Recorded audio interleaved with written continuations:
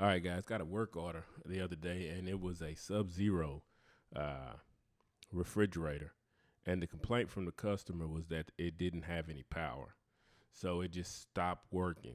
At first, I was thinking, well, maybe one side stopped working because I know it's a dual compressor unit, but no. When I got over there, looked at it, it didn't have any power at all. So I had the model number from the customer. I got the customer giving the model number. It was a 590. I took the top panel off and got inside, looked around a little bit to see if the fans were going, the evaporator fan, well, not the condenser fan, and nothing was going. It was totally dead. So first thing I did was look for where the power supply was, and I saw it coming over there on the left-hand side, two gray cords coming in with the ground, little green ground in the middle. Went over to the power switch, and I pulled out my multimeter, and I was going to check the power, the 120 volts coming in, and with the switch on, and then with it off, checking, making sure everything was okay. But when I hit the switch, I could not turn the power off. I was going to flip it on and off to see if I got it to come back on. Initially, when I hit the switch, the refrigerator kicked on. I let go of the switch. I said, okay, I think I got it fixed here. And the refrigerator, as soon as I started putting everything back together, went back out. So I knew I had a bad switch. I messed with it a little more. I heard it come on, go off, come on, go off. No problem. So I tried my local appliance stores. They did not carry any Subzero parts. So then I called up Subzero, Great Plains. They're a Subzero distributor, and they had one of the kits. They did not have the actual switch. It's discontinued. So they have a jumper service kit. I'll give you guys a number on that. It's 700-3204. That is the jumper kit. They look like they're in limited supply. They had 5 of them down here, and six down here and 6 somewhere else, but I couldn't find anyone else that had this switch. I was trying Amazon and whatnot, see if anybody had it. No one had this jumper switch. So we got the switch in, picked it up. Comes in a package, black and a white wire. You plug in your leads from your power there, and on the other side where the switch would come out, you would just plug them in on that bottom side. They do have a directions, because you're going to have the ridge is going to go to one, and the unridged wire is going to go to the other. And there also is going to be a label. That label is if you keep the switch off in there and just disconnect it. I just took the switch out all the way, but I did put the label on anyway. So we pulled it out. As you can see here, there are directions that tell you how to do it.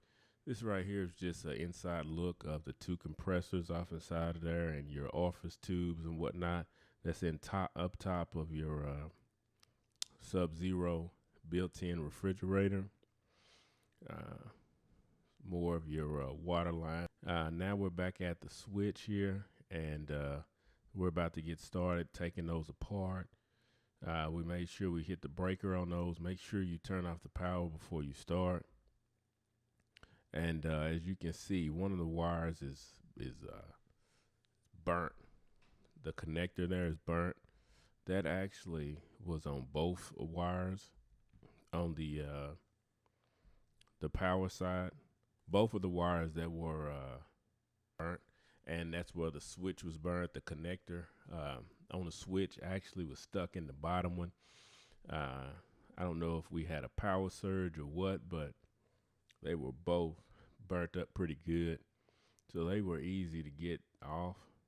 Far as the plastic in that kit, those connectors, the new ones, the white and the black wire, they have a orange plastic cover on them, and that is not going to fit on those connectors. So you're going to have to cut that down a little bit.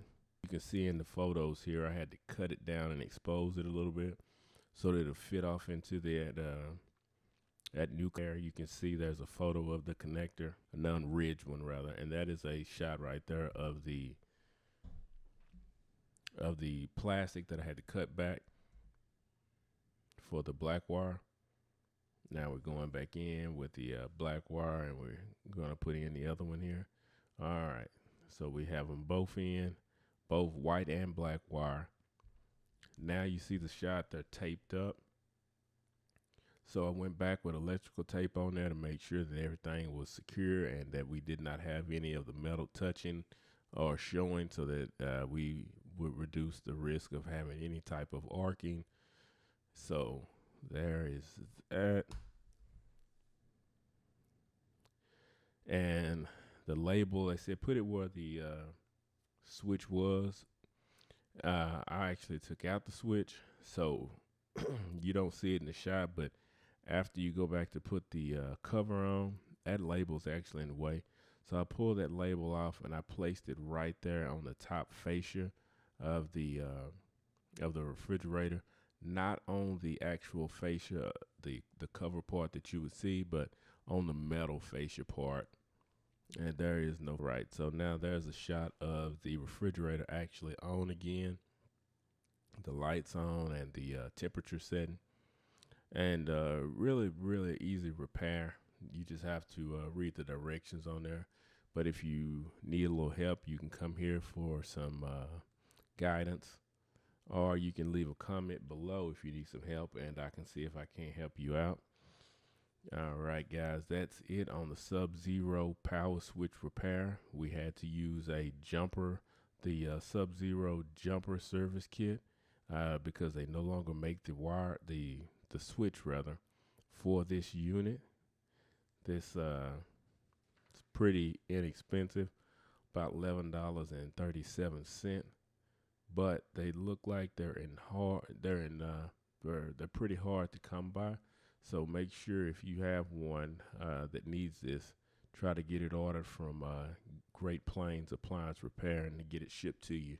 It will cost you an extra $10, so they'll double the price to get it shipped out. That's their cheapest freight. But if you're a service tech, you can make up the cost of that, so it's not a big deal. And they'll be happy to get their refrigerator back up and running. All right, guys. Thank you for watching. If you have any questions, comments, concerns, give me a shout down in the comments down here, and I'll try and take care of you.